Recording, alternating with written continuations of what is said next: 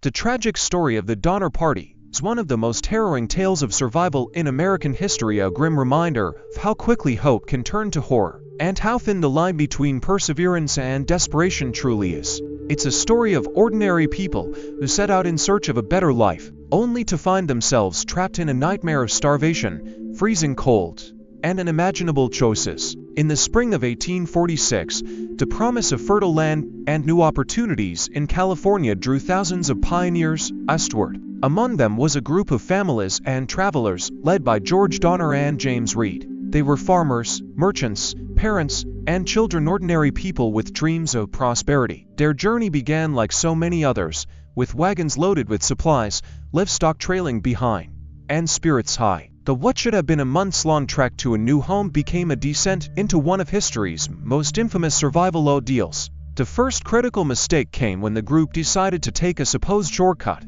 A man named Lansford Hastings had written a guidebook promoting a new route through the Sierra Nevada, claiming it would save time. The problem: Hastings had never actually traveled this path himself.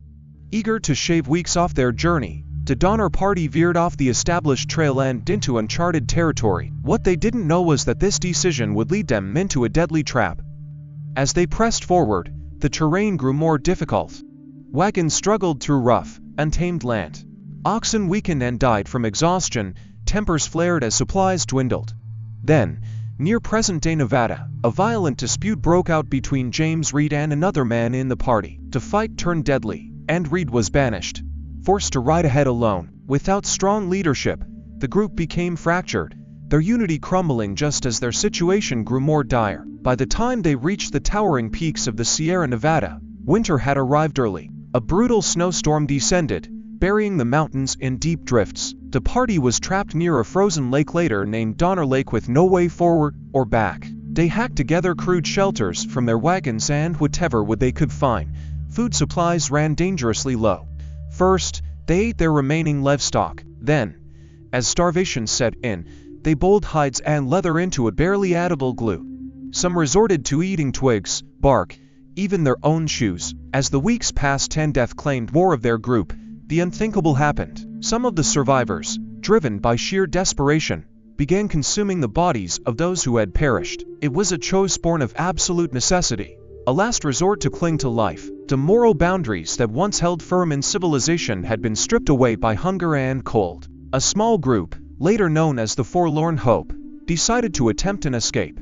They fashioned snowshoes from the wood of their oxen yokes and set out on foot through the frozen wilderness. The journey was a nightmare.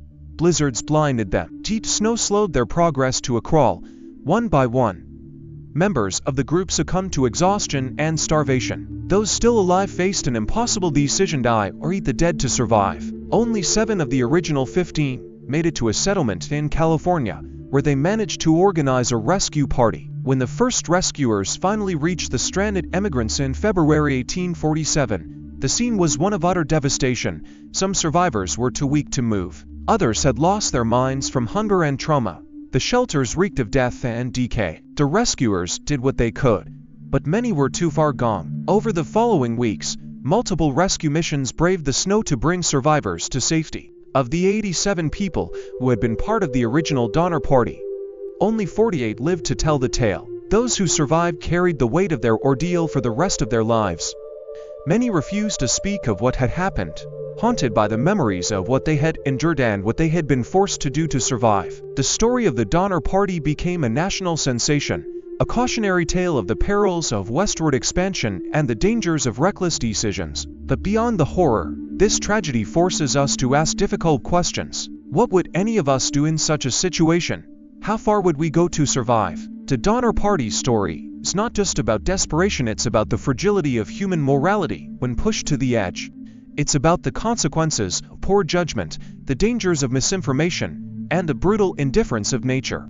It also serves as a testament to human resilience. Against impossible odds, nearly half of the party survive.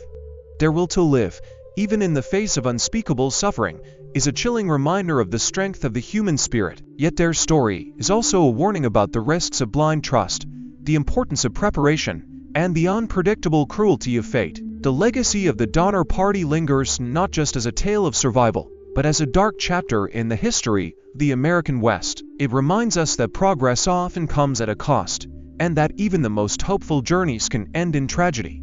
Their names live on in history, not as heroes or villains, but as ordinary people who face the unthinkable and whose story continues to haunt us to this day. Hey there, if you're enjoying this video and appreciate the effort behind it, don't forget to like this video.